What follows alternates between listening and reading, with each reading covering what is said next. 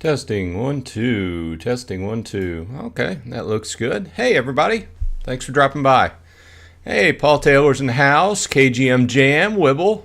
Thanks for dropping by. Good morning, good afternoon, good evening, wherever you happen to be in this fine world. I appreciate you dropping by and spending a little bit of time with me to discuss the happenings in Splinterlands as well as other Hive-based games, depending upon what everybody's been up to. So we can get started here. KGM says, what's up? What's up, everyone? And Wibble, of course, with the obligatory we.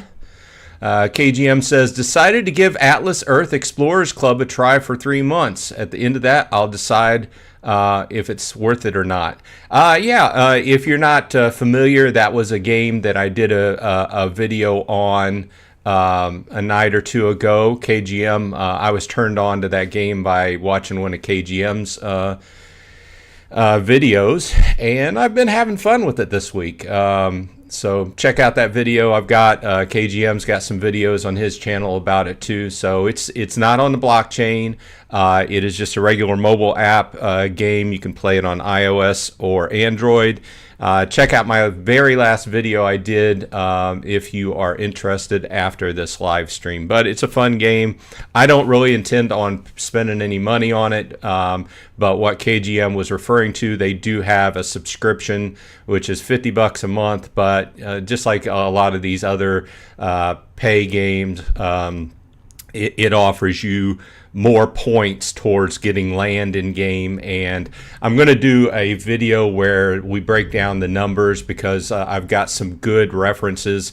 I did a post on Reddit I linked my video on Reddit, and some people who have been playing the game and are a lot better at numbers gave me some feedback. So very interesting. I'm going to do a video on that if you're interested in the numbers. So I had a lot of people respond on the video. We had some good feedback. There was mixed feelings. Some people didn't necessarily like the idea, but who knows? I'm not spending any money on it, but it's been a pleasant use of time, and it's interesting in collecting the properties and everything. Okay, Virus is in the house. Good morning. Mystic Force, hello, welcome. Thanks for dropping by. Liberty Guy Off Grid's in the house. Happy Saturday, everyone. And Gathering is in the house as well.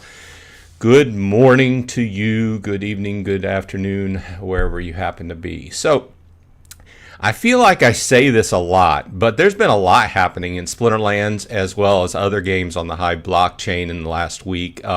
With the changes that have went into the game, one thing I will note, they've taken the game down a few times for various maintenance, fixes, over the last several days I've been noting.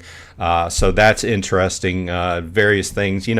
I do like the fact that if you're interested in that, they do typically put up notices on Discord. So if you don't pay attention to Discord and you're wondering why, hey, the game came down or whatever, usually they post in the Discord section about why they're taking it down, and usually give some detail on what they're trying to fix, right? So I do like that. They're very pretty open about what's going on. Obviously, the big changes, you can't make this broad of changes within a program or an application without expecting some things to come out. Like, I don't want to necessarily say bugs, but maybe some things that they didn't necessarily mean to happen are happening.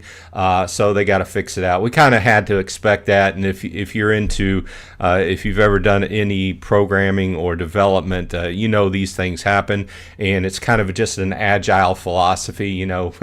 Fix them as they, as they come. So they do seem to be on top of it. So hopefully things get worked out. KGM says somebody just dropped sawmill on the crops for sorry. I hate the way whenever I look at chat in YouTube, it covers up the very end of what somebody's saying with an emoji. So if I want to put emoji on it. He's talking about crops for 48 swap hive. Had to grab it. Yeah. I've been playing dCrops as well. If you all are into that, Lawrence Blake's in the house. Welcome. Thanks for dropping by. Appreciate your time. In case you didn't know, they do have the 3-year anniversary event going on in dCrops. Hey, look at that. I've got some golden eggs to open. Let's go ahead and open them since we're over here. Yeah, it's kind of a late. I don't know why he went with an Easter event. It's an anniversary event, but it's kind of based around Easter, even though Easter is already completed. Oh, no golden tickets. 1 pepper, 4 crop token, and 1 Ferdy plus. But I've been doing pretty well. I mean, I'm not a big guy on this. I've been coming along slowly. I do have enough to buy another golden egg to send out. If you buy a golden egg and send it out to a random person, then you get in on the daily drop. I'm trying to collect the golden tickets and get that bunny totem by the end of the event, so hopefully I will get there. Hey, Wilson's in the house. Welcome. Happy Saturday. So anyway, let me know what you're thinking about how things are shaking out with the new reward shop. We've talked about this a bunch, and a lot of people have done videos on this. At this point, you know, I'm doing pretty well as far as what I'm winning on each match. As we know, the matches have went up a little bit. I still don't think I'm, you know, back to where I was with end of season chests and everything, but that's kind of a mood argument. We are where we are, and we're moving forward. But, you know, I'm not going to complain about it. With the shop, I am just basically saving my glint. Okay. I think I've heard this several people say, you know, in the town hall, and a lot of discussion have been around this, where they can add some various things to the glint shop, and one of those things seems to be some sort of rarity based draw, so you can narrow down what you actually want to select and pay for. Obviously they would cost more than your standard draws, which are available now, but I'm kind of looking at, first of all, my goal is going to be going in with the rare draws and maxing out my summoners. Because as I've discussed this before, my standard deck, which I've built up over the years, basically has level 6 rare summoners. So being able to build these summoners up past level 6 in the new method of play really benefits my deck. So I think I'm going to consider maxing out. Let's take a look at my summoners just for sake of argument. Let's look at Owned Soulbound. So most of them I have at level 6 or level 7, right? My primary goal first off would be to max these out.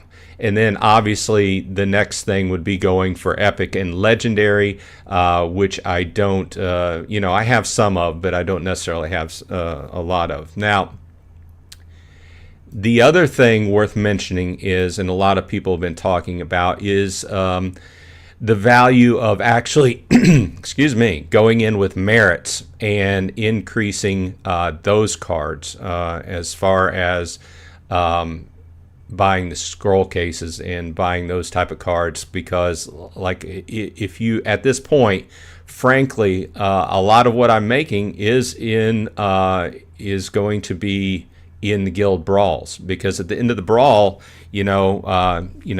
once every several days, I can bring in like 30 SPS or something or other. And that is not a side part of my brain is also thinking about what I'm paying to Archmage for playing my account, and that is not taxed by Archmage, whereas my standard winnings, what I've actually paying to Archmage has actually went up since things have changed, because they're drawing off of every single match that it plays for me. So what I'm paying to Archmage has went up. So the brawls offer me a chunk of SPS at the end of every several days that is nice, and probably I got to keep doing that. So it's definitely, the new way of playing is definitely increased the value of doing your brawls. So I'll leave it at that. Everybody can comment on that. Gathering says, just saving up my glint, waiting for the update. Having fun playing the market and buying more land plots. That's interesting because I've been looking at land, and frankly, yeah, there have been some in fact, I was just over there a few minutes ago. Let's do a refresh on this. There's some very tempting lands, and it's surprisingly just barely under $20. And if you all were around when land was initially for sale, it was $20, right? And that's it. So it's surprising me that it's actually going under $20. Not that much, but when you consider the value of, say, look at this. Somebody's Golden Skeeter's got a plot that's currently got a grain farm build on it, building in the box, and unstable totem for under $20.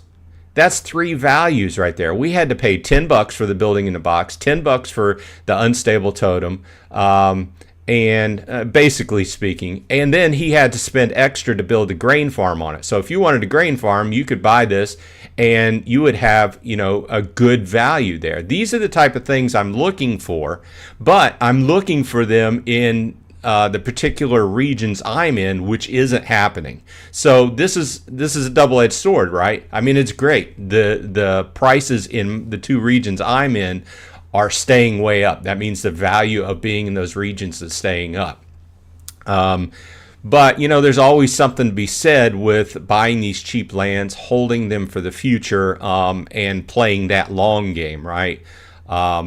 So I will say, very tempting. At this point, I'm kind of looking for ones that would, in the end result in 2.0, produce food. That's just the way I've been looking at it, and I'm also looking at the 2 particular regions I'm in, which, like I said, have not been coming down into this very cheap range. But you can see that there's some really nice deals going on when you consider the values of what each one of these packages cost, as well as what it costs to build something on the land in 1.5, such as a grain farm. These all have grain farms on them. So that's an extra value there because you get that land and you don't have to pay for that grain farm. To me, the biggest price when you buy these, obviously, if you're going to stake it out, is the 50,000 DEC, which is under peg now, which is a little bit cheaper than it has been, but also the card price, which also is lower. And that's a completely other topic we've been talking about lately. And frankly, it's a heated debate because there are people that say, "Oh, this is a great buying time," and there are people that are bailing out of the game, forcing those opportunities. So it really just depends upon how you feel about the game. I'm kind of in the middle. I mean, my brain's torn, right? I'm like, oh, these are such great deals, but do I want to keep pumping money into the game? Well, I mean, the answer is I've been DCAing into SPS for the last, 6 months. And I do buy my weekly allotment of SPS. And the price of SPS has gone down. Yeah, that's another argument. Do we keep going in? Aftersound has been doing a lot of good videos, and it seems like in every video he brings up the price of SPS and everything. And I don't know. I mean, if you do any buying whatsoever, you know that the time to buy is when it's low. Is there always the chance that it bottoms out and it becomes worth 0? Yeah. But there's also the chance that the team turns the thing around, and several years from now, it's worth a lot more than what it is now. So I'm still DCAing in, and I've been looking at cards. I haven't bought a lot of cards lately, so I did buy. You know what I bought last week? Well, let's refresh, see if this goes through. We'll wait that. I bought a Legionnaire Alvar, which I had not had. I usually have been buying dragons lately, dragon cards, but I didn't have that, and it was a good neutral. And as we all know, if you've played for a while, neutrals are a very good value because they, in my case, the bot will play them a lot more because they can be fit in to a lot of different situations. So let's go ahead and catch up with chat here. Gathering says same. I will go for the rare draws first. At least let's check out this matchup. Wow, this is funny. You know why? Because this is my brother. This is hilarious. I've got to take a screenshot. I think this is the first time that I've ever, as far as I know, fought my brother in game. And we both use the Archmage bot, so this will be interesting. So, of course, he has one of her, so he's going in with the Scavo Chemist, Idiri Fire, Bloodmaker, Gem Meteor, Molten Ash Golem, and Countess Nash. It'll be interesting. Let's check this out. So let's, while we're watching this, let's go ahead. Gathering says at least the first batch of merits is a good buy. 2,000 glint for 2,000 merits. Yeah, I agree. I think that when you get to that second batch, I think he's going to beat me. That Idiri Fire is pretty rough. When you get to the second batch and how the prices extrapolate, I think that's one of those equations they have to look at and see how that goes as far as if they want to change it or not. But I agree. I think looking at the main numbers, that first batch across the board is probably worth it. Now, when you get into the second and tertiary, then yeah, he beat me. He's probably going to ping me on this here in a minute. Let's see. KGM says, we have 2 open spots in our guild on Splinterlands, and I think 1 on Golem Overlord. Yes, we do have 1 in Golem Overlord. We are still playing along. They are making a lot of changes in Golem Overlord, and we most recently he started the new gear going into the game. So if you play that and you want a spot in a guild, let me know. We do have 1 spot open, and as KGM says, we do have 1 spot open. Let's check it out because my secondary account is in his guild.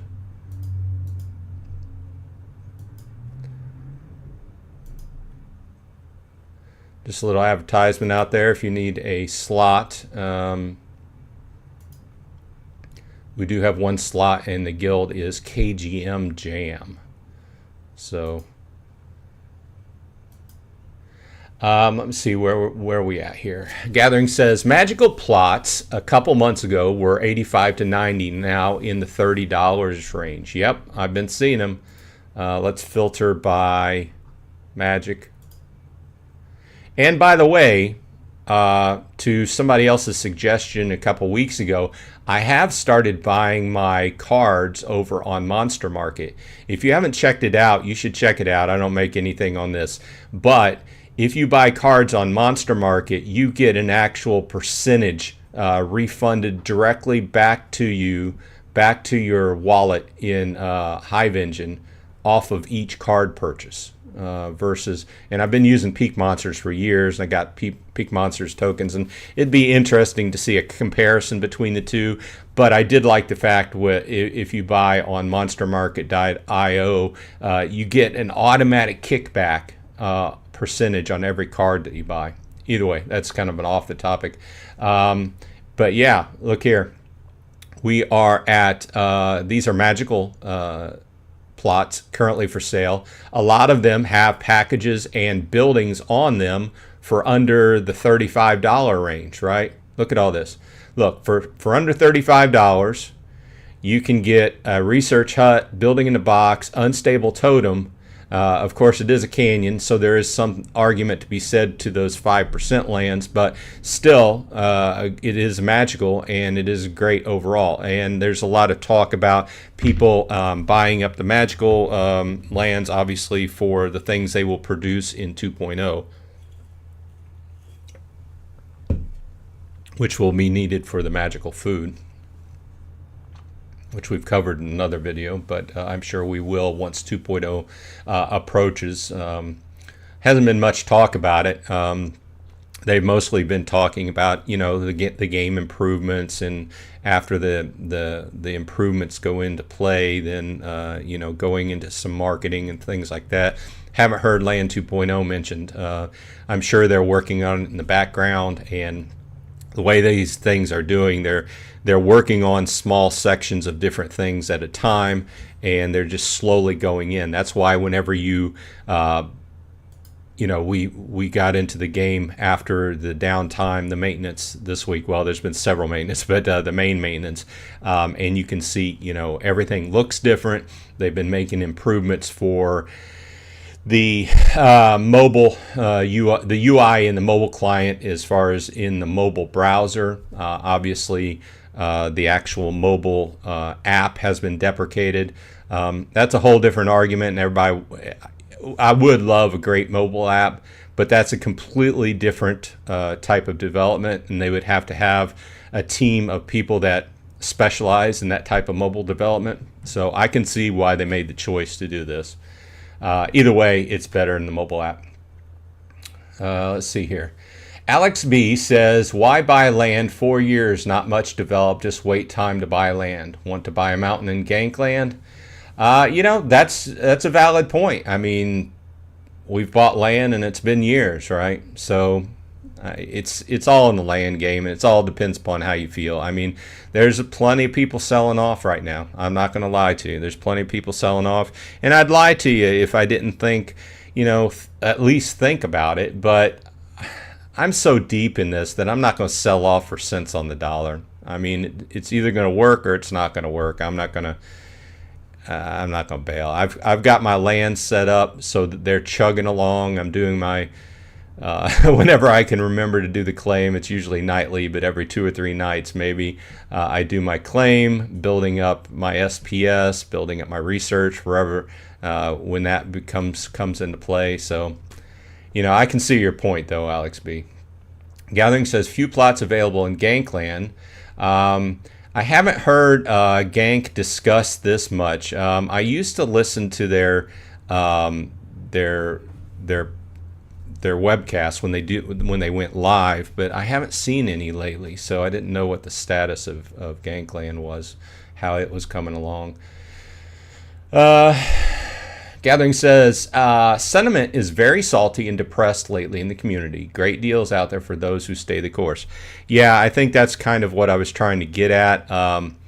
Like I said, I mean, we all know, I think this applies across the board. When people are selling off and prices are down, that's the time to buy in if you fully believe in the project, right?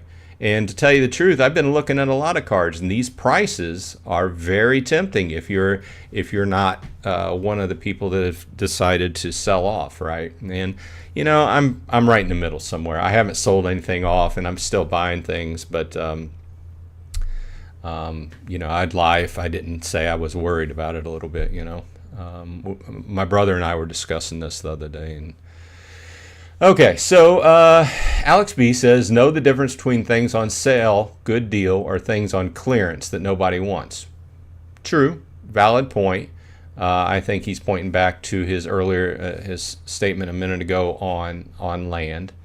Yeah, what can you say? I mean, it's all a gamble, right? So people are selling off. They no longer want to deal with the land game and what that involves, waiting and waiting and waiting. Me, I'm just set up and I'm just letting it bring in SPS. In fact, I need to do a little bit of I'm not going to go over there. I need to do a little bit of changing things around a little bit to draw in a little bit more SPS, because I have been let's bring this over here. As you can see, I do keep a running spreadsheet on what I've been earning on my lands in 2 different regions. Now, my last collection, as you can see, was last night, and it did go. You know, I'm drawing in. That's 15. That was 4 days. I drew in 78 SPS. So I'm just, I guess my main point is I'm just letting it go, and I haven't like increased the cards on it. The last card I increased on my land was buying a better totem. This was probably a month ago to get things averaged out. I'm drawing in slightly more than I need in food, and everything's just chugging along. I don't have to buy food or anything, so I'm just building up, seeing where it goes. Lawrence Blake says, sold a magic plot for $39 this week, upgraded a few cards and bought more SPS and took $10 off chain. Sounds good to me. Sounds to me like you have a good plan, and you put it into motion. I'm not saying don't sell. I'm saying that I try not to be...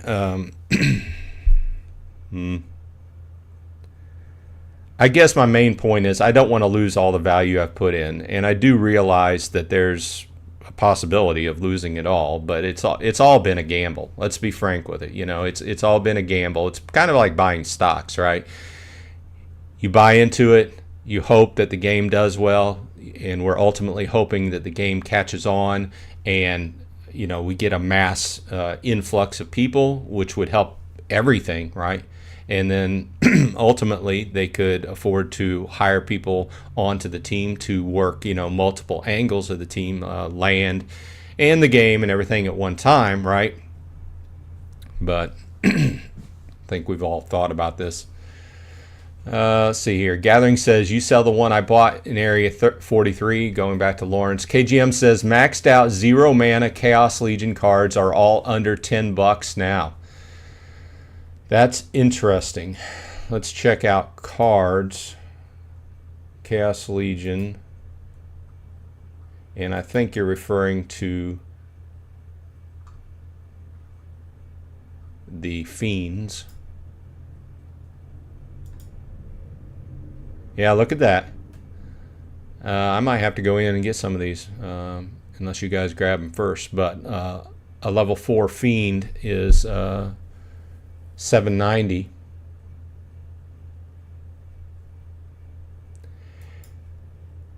I think the value of the Fiends when they originally came out, my argument was I only really need to play a level 1 of those, but they do each at level 4. If you can cast them at level 4, they each have a different power that they bring in, so that would be helpful, especially if you have max level summoners to cast them. So very good. It's always good to have that 0 mana to slot in there, especially in low mana matches. That's primarily where they help out.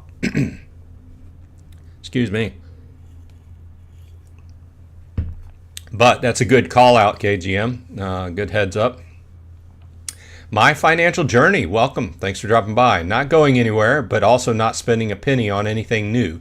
Been slowly selling off tokens from all the Hive games on a daily basis.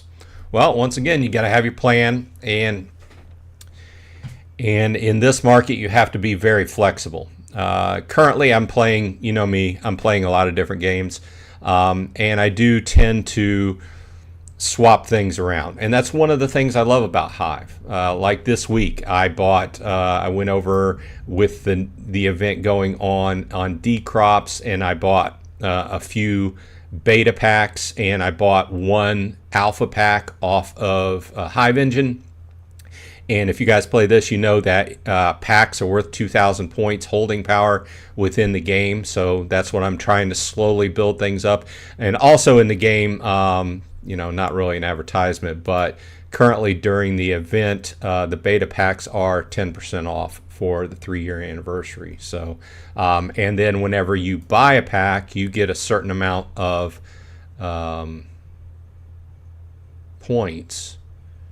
So planting, harvesting, selling, buying packs, 40 to 225 Easter eggs. So yeah, that's going on right now. Either way, my point is I buy, sell, trade things around between the games.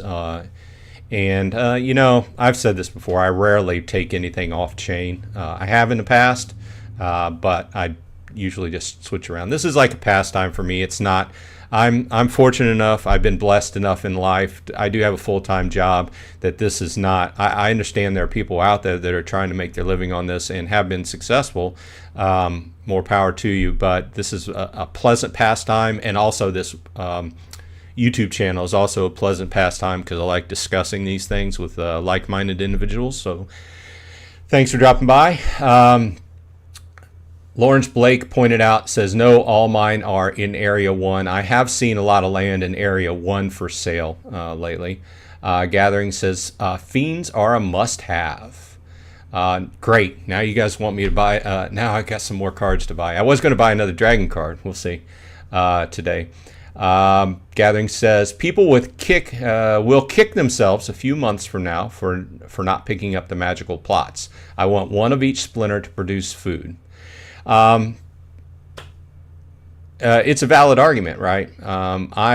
I'm approaching it more from a point that I want to stay in my general area. I can see your point, though. It's a different way to look at it, and I agree with you. When we get to 2.0, we've discussed this. The creation of the magical food will require the input from these magical plots, right? And the magical plots. And there's a lot more to it, right, as far as creating the magical food. But it will be needed, and the magical food will be needed, as we discussed. It's going to be very inefficient to feed everything you got going off of grain. So, good point.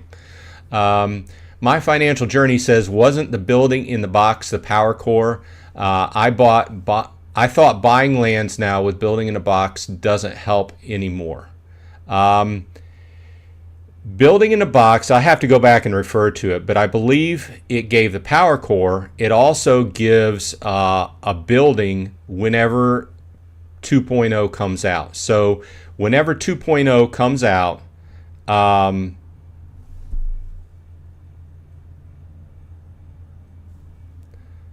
I'm stopping to think because it's been so long since I addressed this topic.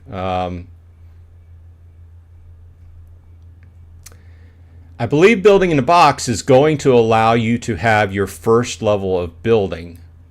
I'll have to revisit this and make a comment next week. I may be getting this wrong because I'm remembering back, and Gathering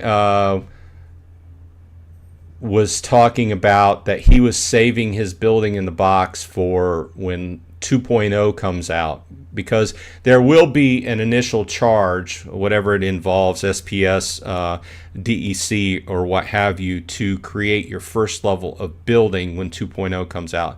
And if I remember correctly, building in the box includes that. It also included the power core. Let's see here. Gathering says, not picking up. I think it comes with time crystals too. No, building in the box did not come with the time crystals. That was one of the other packages. How many of the promo card did everyone get? I got 1 BCX of the legendary for myself and my wife, and a level 2 of the rare for us. I didn't get any. I stated that in a video that I did the other day. Let's go ahead and go over and check out that page. If you do want to check that out, it's on the shop event page, which they separated that in the Rebellion page. But this is what he's talking about, the Baron Fiat Henchling Enforcer.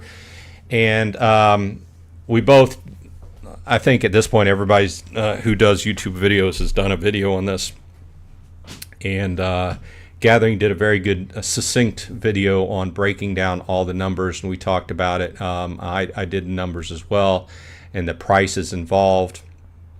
To me, I agree. They're cool cards. They're interesting, and I'm sure they will change the meta. And you can add them to your battle wagons as well, but I'm sure they'll change the meta in some way. And a lot of people who are better than I am discussing strategy have discussed this, and as far as videos I've watched, they're split. As far as some people think Baron Fiat's a better card, some people think the Henchling Enforcer's a better card. Either way, I like dual Splinter Summoners, just kind of like dual lands in Magic the Gathering. Too expensive for me to buy in at this point. Once again, I mean, it's it is what it is. It's just too expensive for me at this point. but I'm sure that they will change. And down the road, if they, if it looks like something I want to get, I'll just pick up a single in the market. I'll probably pay a premium, but they're not cheap cards to start with, right? So it's just I started doing the numbers. And unless a level 1 is going to be fine for you, after you get up to level 2 and you start going up, man, those prices just get really expensive. Okay, I do like they are cool though. I'll give them that. So, and the giveaways are cool too, as far as what they're giving away. Let's see here. Matthew Young, welcome. Thanks for dropping by. Didn't get any promos. I am saving up for summoner airdrops. Joffrey Jones says everyone should pre-register today for Illuvium. 20 million rewards going live April 30th. I was watching a video yesterday from Bulldog. And he was talking about that. And if you're interested in this fact that Joffrey has brought up, go over and check out, I don't know if he's had any other videos since, but one of the most recent videos from Bulldog is about Illuvium. I don't know much about it. I do know that I've watched several videos where he's played it and everything. I do know that you're correct. I did hear him, what he discussed about all the major rewards available. I will say this, that I looked at the game and the game didn't really grab me, if you know. But if you're into it, go check it out. Bulldog has all the details on a recent video. And as we know, most of the time when you're making money off of a game on the blockchain or what have you, Web3, it's right there at the beginning. So thanks for bringing it up. Alex T, building in a box gives you a building in 2.0. It did give you a power core, but it doesn't transfer. Correct. You're right. When you sell. So if you had building in the box and you buy a land with it, you no longer get the power core, but you will get the building, like I remembered correctly, whenever 2.0 comes out. And like I said, that might be worth it. The way things have gone, it's probably going to be 10,000 DEC, right, or something like that. And I don't, we don't know what the costs involved, but each level of building is you're going to have to go in with the initial cost to build a building, and that's going to be covered by building in the box. Probably represents about a 10,000 DEC value. That's just my guess. And then whenever you want to rank up to level 2, that might be 20,000, or that might be, I don't know how they're going to extrapolate and the prices go up, but it's going to cost you some level more, but you'll get your percentage bonus on the land will go up, so we've all played games like this where you level up your buildings, you get better, but they cost more, etc. So Gathering says building in a box will let you build your first building for no resource cost. It will still take time to build unless you use time crystals. Yeah, we've talked about that before.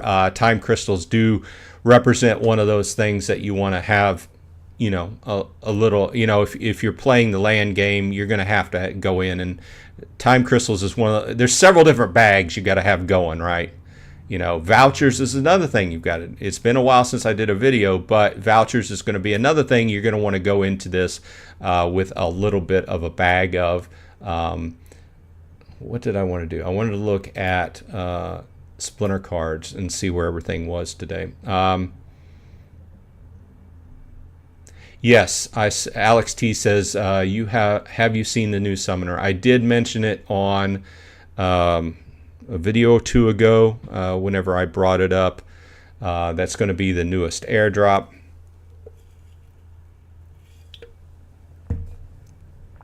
Let's look at this first. I don't have that newest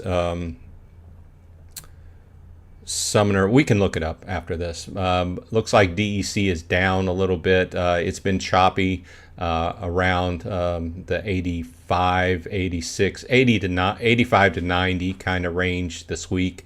SPS, what can you say? It's been down. Voucher is down as well.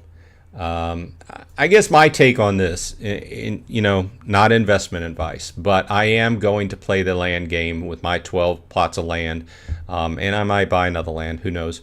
But my take on this is I'm buying a little of each as time goes along, especially as they're down. One thing I haven't bought lately is DEC, but I have been buying a little bit of voucher, a little bit of SPS. Obviously trying to increase my bag in game of SPS, but also to prepare with vouchers as they're down, because that was one of the other things they mentioned going into 2.0. You're going to need vouchers for land, right? So, and the typical takeaway there is you're going to be able to decrease your net overall price by using vouchers. They're going to value, each time we use vouchers, they're valued at a different value. So, but it usually behooves you to use vouchers if you can. Like in this newest event, vouchers really, even though people thought that they should have been valued a little bit more, the overall costs end up being a lot better if you went through the hoops and used vouchers. The highest cost you could have paying is just going directly through game without going through the hoops and getting SPS and vouchers. So Matthew Young says they are actually pretty cheap on the secondary market in comparison. Gathering says voucher supply really went down with the promo event. Yeah, I was hearing, maybe it was Aftersound who was, he does a lot of videos. I can't keep up with everything I watch, but I do try to keep up with what everybody's saying, and he does the numbers and looks at the numbers and says that a lot of vouchers have been spent on this newest event. I don't know if they currently have the numbers available.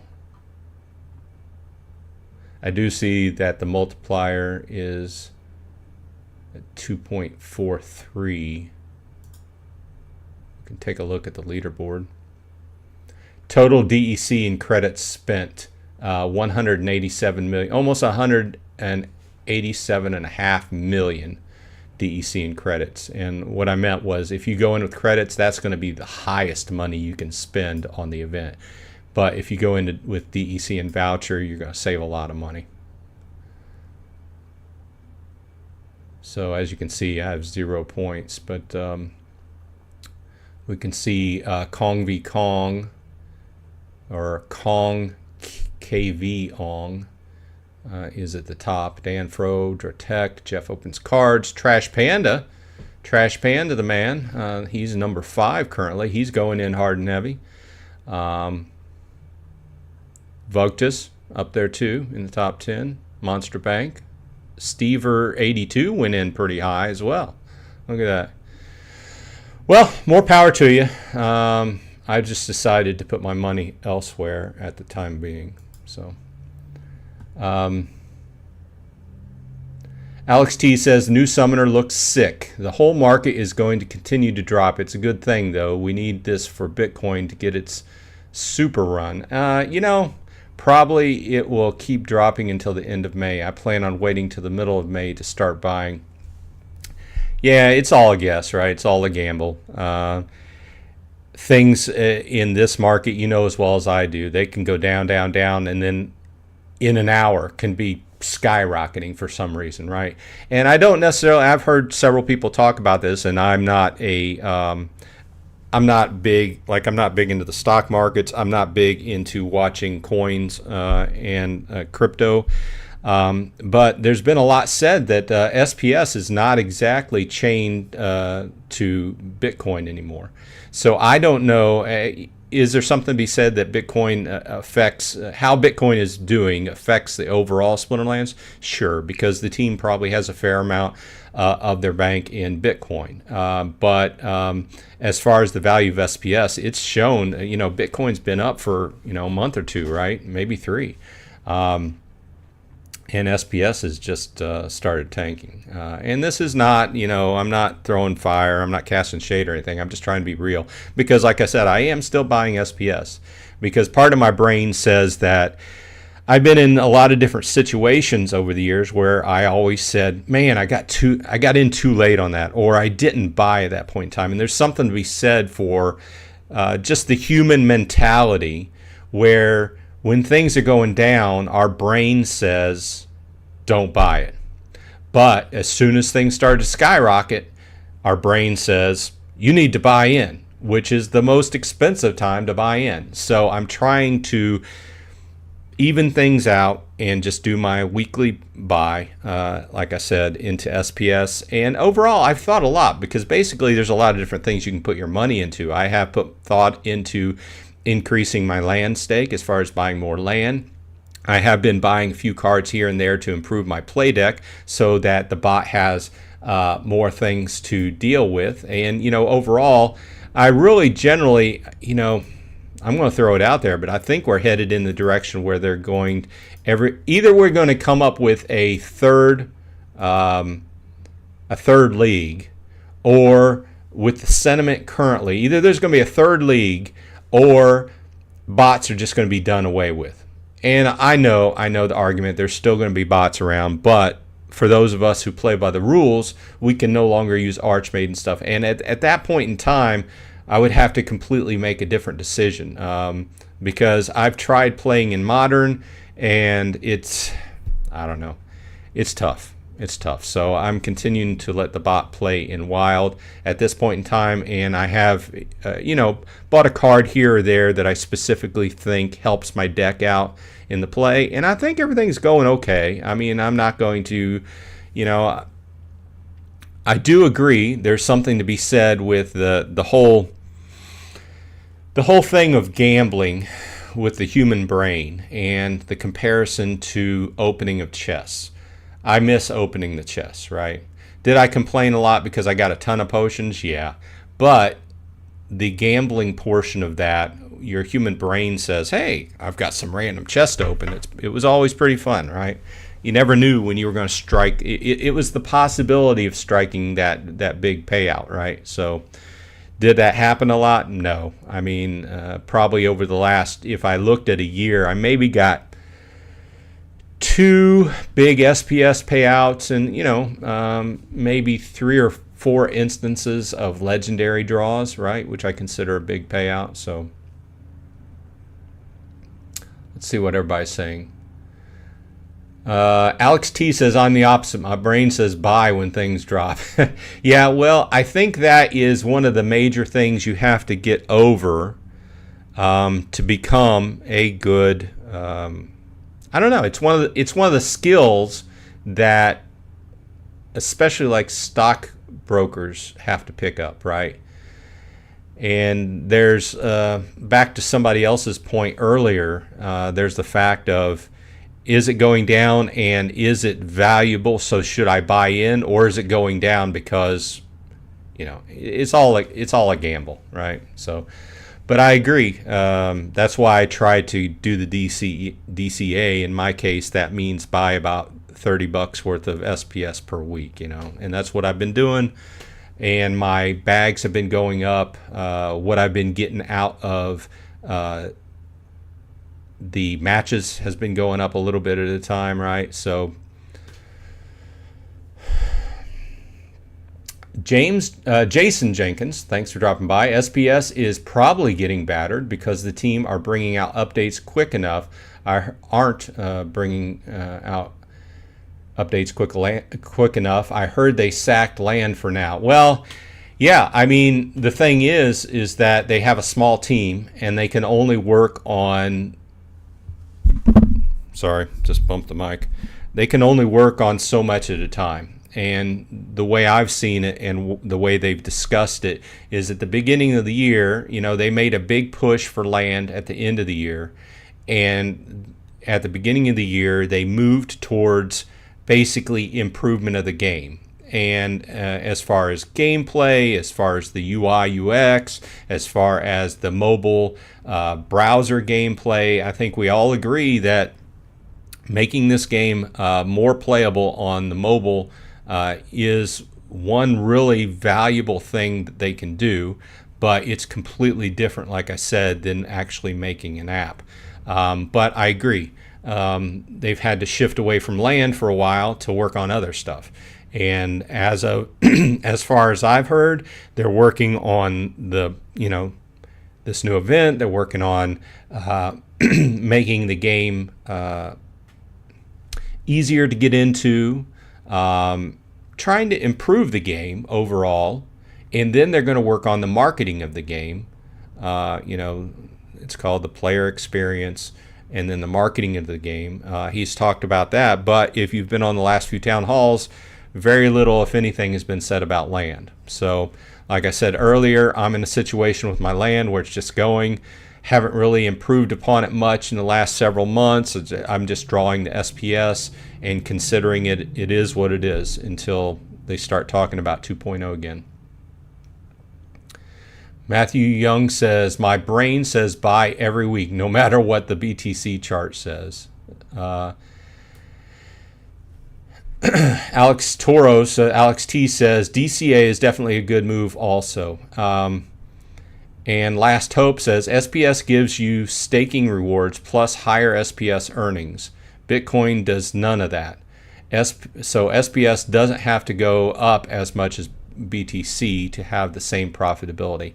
Yeah, and when I'm taking this all in and thinking about it, it really has come back to that point, right? It's really come back to that point. He stated it well. In that I could buy these cards, I could buy land, and I look at all the numbers, and then I just come back and I'm like, well, if I'm going to put money into it, I'm just going to put it into SPS, right? I am still buying a few cards here and there, right? But most of what I'm putting into the game is just an SPS because, like he says, it does help what you make on a daily basis. Currently, they're showing 14.19% interest APR. So it is nice to draw that in, and there's no muss, no fuss to me. You put it in, you stake it, you make a little bit more on your battles, and plus you earn your daily interest rate. So, well stated. Gathering says chests will come back. Well, like I said, or like they have said in the multiple town halls, they build out the store so they can put a lot of different things in.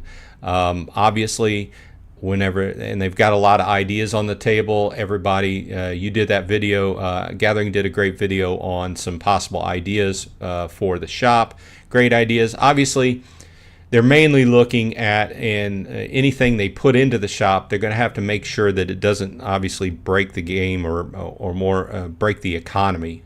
In other words, because as we know, anything put out will be abused if possible.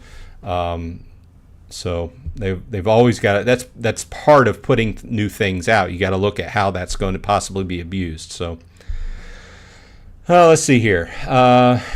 And Alex T says probably, as far as chests will come back. I do like the whole idea of maybe putting something onto the store as far as having I think several people have done like this idea, having a random probability chest in the store where you have that possibility of hitting a good payback. Obviously, they wouldn't put any SPS in it, but maybe it'd be higher level legendary and epic cards, or what have you.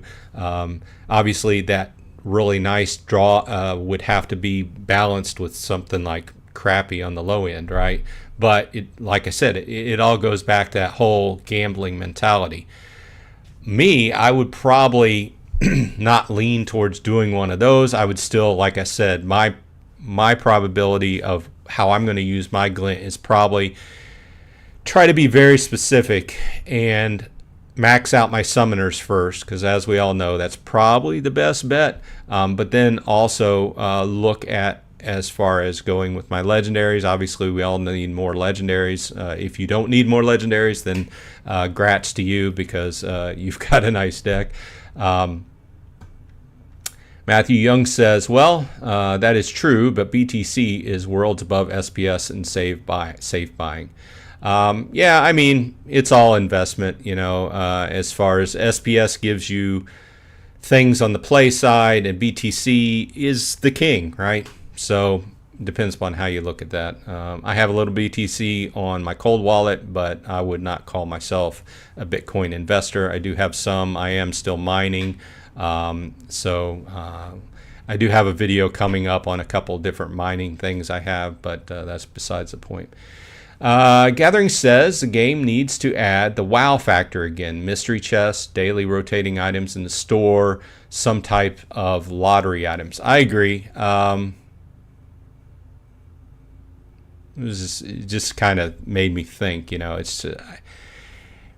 it's hard to put your finger on, and you're right. This is the X factor, right, or the wow factor, right? They need something that will draw people in, and you know, and who knows? I don't know. All we can do is just put out ideas, and maybe once, or you know, they'll pick them up if they sound good, and play test them and test them on the back end. Who knows? But I agree. Hey, Alex T says, hey, Bronze Dragon, how do you feel about having the DAO fund a new game mode and hiring developers from the community?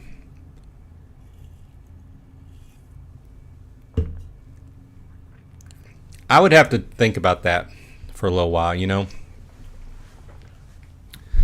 I think I fall on the side of all these DAO questions as far as using DAO money.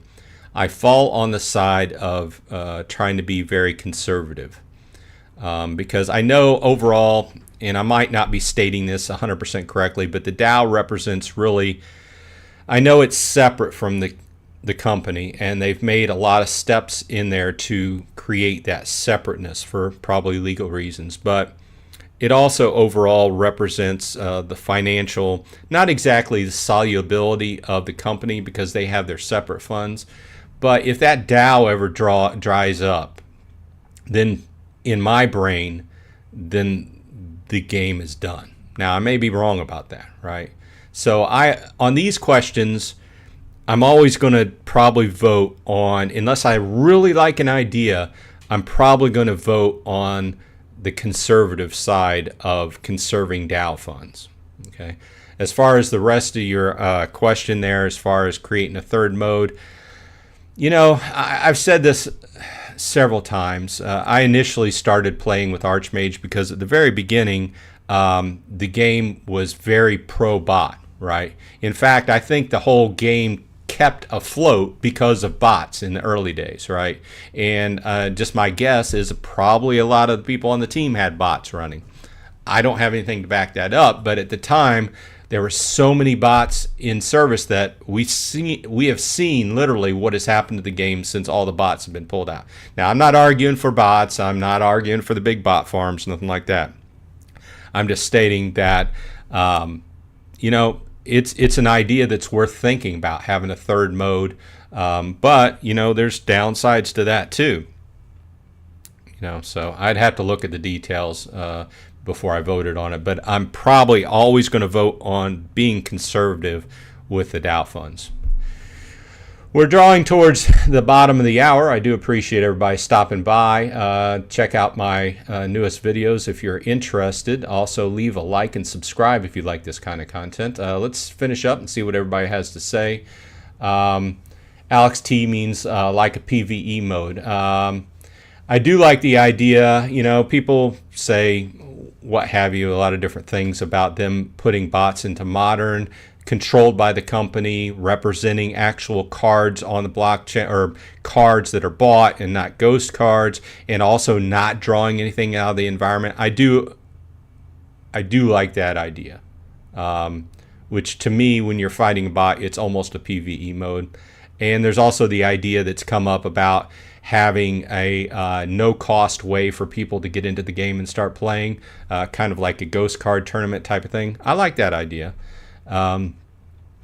So Liberty Guy Off Grid has a few things to say. They need to hire Axler Twinblade, have him work on his slot machine spinner he used on Splinterlands TV, have it in the store and gamble. That is a great idea, and I like Axler. He seems to be a good guy, and he's very smart. And the stuff that he's developed as far as website and everything. He's also recently got some good videos on getting his mining farm back up and running. So I agree with that, and that's the first time I've seen that, but that would be a good addition to the store. I agree. Matthew Young says, I think the DAO should be doing literally everything possible to help the team. We have these gatekeepers at the top preserving what we've got, but if the team goes down, we will be distributing pennies. Interesting. It's a good take on it. But like I said, it's just my nature to try and be conservative with that money that's in the DAO, and try not to vote on things that I think are suppliferous, right?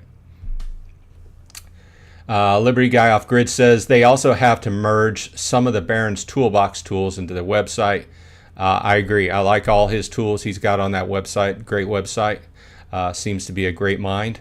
Matthew Young says, I understand the conservative approach, but if there's no team, there is not advancement in the game. Therefore, assets go to zero, and there is not much left for the DAO members. I know, and it's a fine line, Matthew. It's a fine line. Also, if we spend all the DAO on a couple things to get developed and they end up being not worth much to the game, then we've spent all that money and it's gone, you know. Last Hope says, how about bringing the chest animations back if you buy cards in the Glint store? I don't know. They could probably put the animations in without much trouble. Who knows? Doesn't matter to me, really. I do like the wheel spinning idea, though. Matthew Young also says, I also think the DAO needs to use its fund to start staking in other DeFi protocols so it can start earning passively. The DAO only makes its money from the team if we actually want to be separate.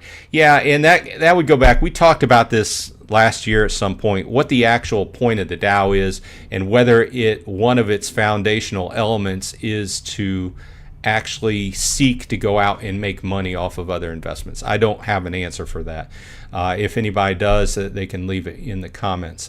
Interesting. I don't get into those discussions, but I would like to know, we talked about this last year and I'm forgetting because this was a point that somebody else had brought up. It's a good idea, but I think at that point it was shot down for some reason. Last Hope says, so gamblers are happy. Matthew says, the DAO needs to stop being so risk averse and make its money work. It's a good point. But also, if the risk equals, losing the money, where are we at? So I understand it's a fine line. Brandon Doves in the house says, happy 420 Splinterheads. I hadn't even thought about it. So anyway, we're at the bottom of the hour. And Alex T has the last word. We would need a money manager if we had the DAO investing. Yeah, and then it becomes a whole like a stock trading kind of thing. So interesting ideas. We'll have to talk about it further. But anyway, we're at the bottom of the hour. So I thank everybody for dropping by. Please leave a like and subscribe if you like stopping by every week, and that'll help the channel out. I appreciate everybody dropping by, and I hope everyone on your side is happy and healthy, and I hope you have a good week. So I will see you on the flip side.